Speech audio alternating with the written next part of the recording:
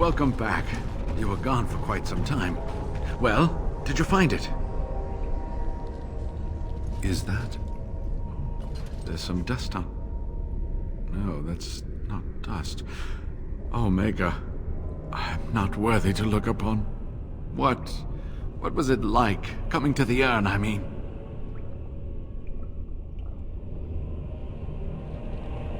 You are a very fortunate person. And so am I. Perhaps my research will not seem so much like blasphemy to the Chantry now. We must organize an expedition. There is so much history here, it must be studied. And pilgrims should be allowed to come to the urn.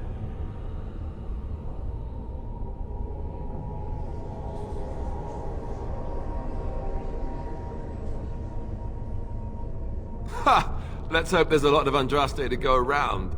I must return home. I have much to do. If you ever find yourself in Denerim, please visit me.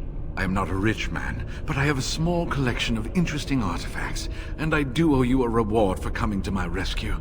I hope to see you soon, my friend.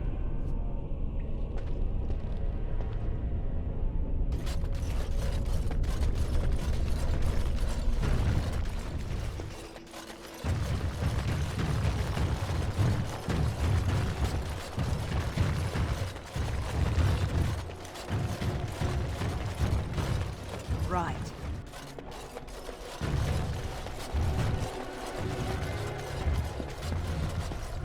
You return. Might you have news?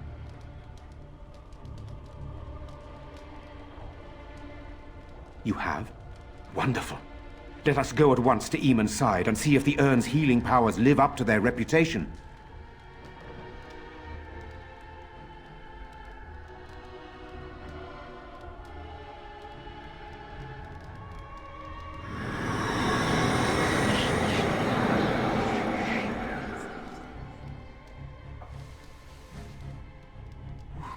Where am I?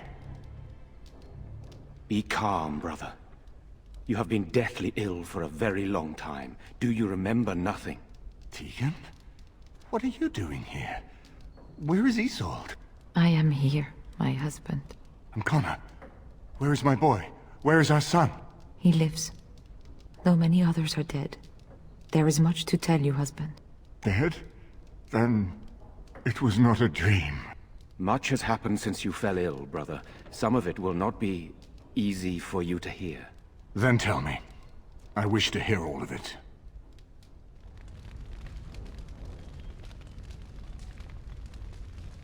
This is most troubling. There is much to be done, that is true. But I should first be thankful to those who have done so much.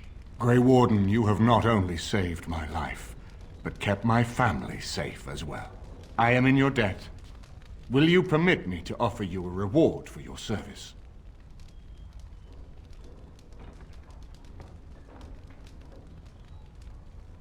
I understand, but regardless of your motivations, I feel you are worthy of a reward. I would like to honor your efforts, nothing more. Then allow me to declare you and those traveling with you champions of Redcliffe. You will always be a welcome guest within these halls. And for you, Warden, a shield of the same make as those that have been given to our finest knights. We should speak of Loghain, brother. There is no telling what he will do once he learns of your recovery. Loghain instigates a civil war even though the Darkspawn are on our very doorstep. Long I have known him. He is a sensible man, one who never desired power. I was there when he announced he was taking control of the throne, Eamon. He is mad with ambition, I tell you. Mad indeed. Mad enough to kill Cailan, to attempt to kill myself and destroy my lands. Whatever happened to him, Loghain must be stopped. What's more, we can scarce afford to fight this war to its bitter end.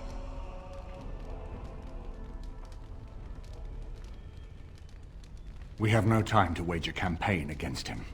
Someone must surrender if Ferelden is to have any chance at fighting the Darkspawn.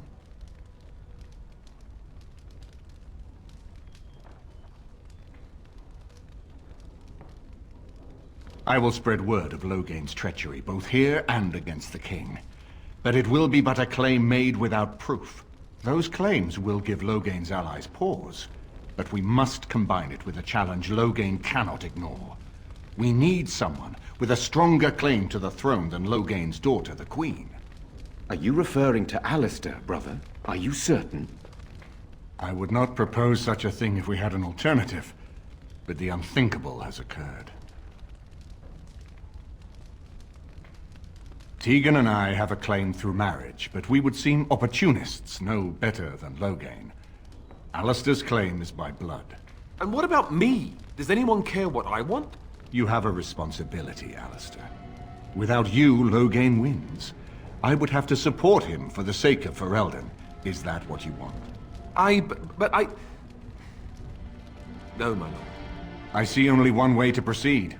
I will call for a landsmeet, a gathering of all of Ferelden's nobility in the city of Denerim. There, Ferelden can decide who shall rule, one way or another. Then the business of fighting our true foe can begin. What say you to that, my friend? I do not wish to proceed without your blessing.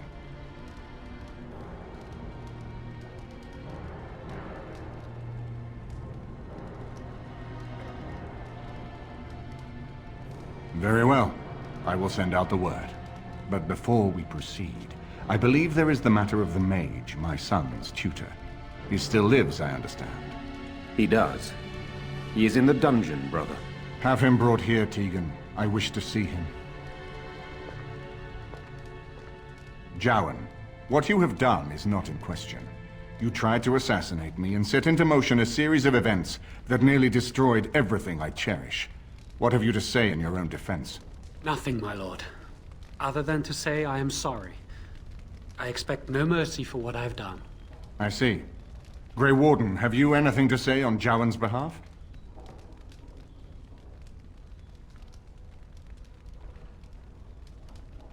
Oh?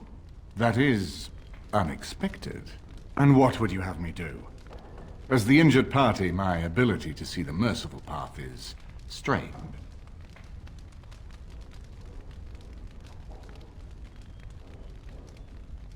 True enough, and wisely said. Jowan, I hereby turn you over to the Tower of the Circle of Magi. May the Maker have mercy on your soul. Thank you, my lord. Now, back to the matter of the landsmeet. We should head to Denerim as soon as possible. I can delay that, however, if you have other plans. I would prefer not giving Loghain time to consider, but it is up to you. I do not wish to go to Denerim unless you are with me. As you wish. It will take time for the news to spread, and I can use the interim to get my forces organized. Please tell me when you wish to leave. Until then, you have the run of Redcliffe. And so you return. Lovely Morrigan has at last found someone willing to dance to her tune. Such enchanting music she plays, wouldn't you say? Oh, how disappointing. You think you're the first to come, full of righteousness and bluster. If only that were so. From you, I expected more. Ah, but it is an old, old story. One that Flemeth has heard before, and even told. Let us skip right to the ending, shall we? Do you slay the old wretch as Morrigan bids, or does the tale take a different turn? The truth, she says, as if it were nothing. No, no. Far better the lie. Far better the comfort of blankets and shadows and a mother's love. Morrigan wishes my grimoire? Take it as a trophy. Tell her I am slain. I go. Perhaps I surprise Morrigan one day. Or I may simply watch. It would be interesting to see what she does with her freedom. Enlightening, even. Would you give an old woman that? Shame. What will it be, then? It is a dance poor Flemeth knows well. Let us see if she remembers the steps. Come. She will earn what she takes. I'd have it no other way.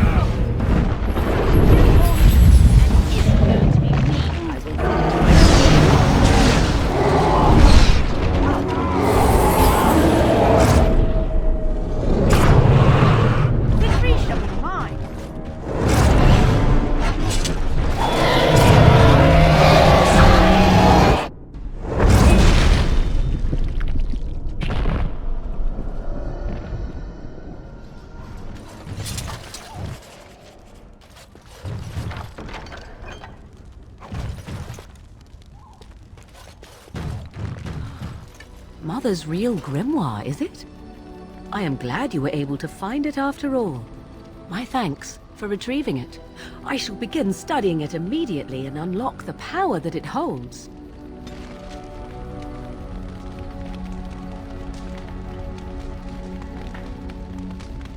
It is a curious thing. I do not know how else to describe it. No, nothing is wrong. It is a little embarrassing to admit, in fact. I am reminded of our first meeting in the wilds. I had been in animal form for some time, watching your progress. I was intrigued to see such a formidable woman, obviously more potent than the men she traveled with. Yet I resented it when Flemeth assigned me to travel with you. I assumed that, at best, you would drive me from your company as soon as we left the wilds. I am aware that I have little talent for forming friendships, to put it lightly. 'Tis something I know nothing of, nor ever thought I needed. Yet when I discovered Flemeth's plans, you did not abandon me. Whatever your reasons, you fought what must have been a terrible battle without hope of real reward. And that is what I do not understand. Of all the things I could have imagined would have resulted when Flemeth told me to go with you, the very last would have been that I would find in you a friend, perhaps even a sister. I want you to know that while I may not always prove worthy of your friendship, I will always value it. But enough of such idle talk. There are more useful things to be done, surely. Do you realize that you've been smiling for hours now? Since the last time you and that fool Alistair shot glances at each other, in fact. He must be pleasant enough in bed, for surely I cannot imagine anyone enduring his conversation.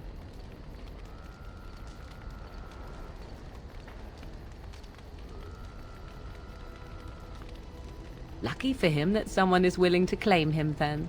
'Tis a bit sickening to watch you two, but I imagine it at least takes your mind from our situation. Have it your way. What comes, my friend?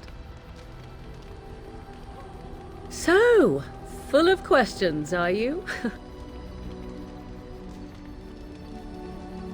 Now I have enough time to study Mother's grimoire to find a way to prevent her from stealing my body in the future. For she will be back. One day, I have no doubt of that. And if I cannot protect myself, one day I will track her down again in whatever body she inhabits, and she will die again, and again if need be. But there is no need to think of such things now. I have you to thank for saving me, so let us return to the task of dealing with the Darkspawn, no?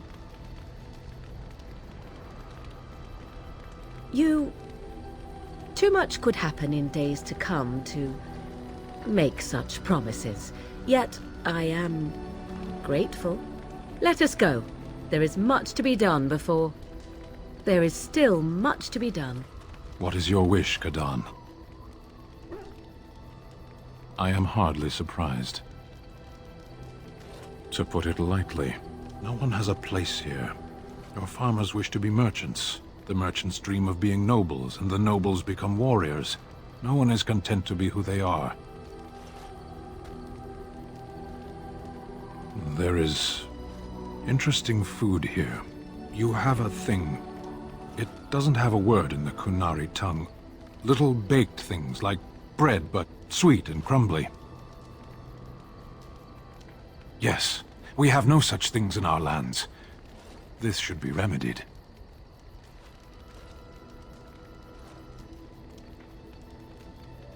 Shall we move on? What does that accomplish? The farmer who buys a shop is never a merchant. He is always a farmer turned merchant. He carries his old life with him as a turtle carries its shell. Does it? It's also his weakness. If he stumbles and falls over, it pins him on his back. It is better to armor yourself with no more than what you need. One life, one duty. Shall we move on? Perhaps. It's strange to be in a crowd and hear a language that is not your own. To see faces that are and aren't like yours. I miss the smells of Saharan. Tea and incense and the sea. Ferelden smells of wet dogs. True. I was trying to forget that part. Shall we move on? I still got it.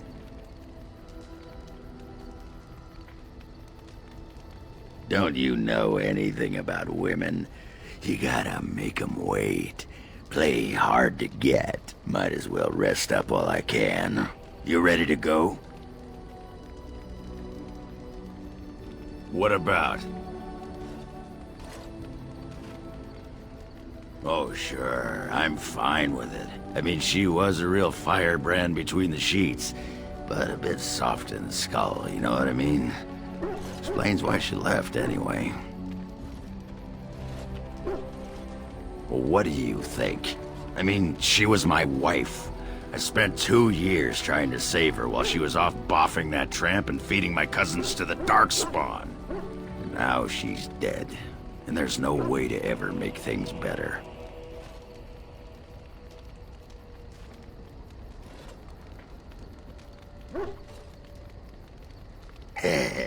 I guess I could use a bit of the old mortar and pestle if you're digging my trench. Yeah, you said it. I was starting to think of my pants as a home away from home. You want to get moving now? My throat's sore from all this relating. Something I can help with? Yes? What's on your mind? Of course I do. I love stories far too much to keep them to myself. Everyone should be able to benefit from them, I think.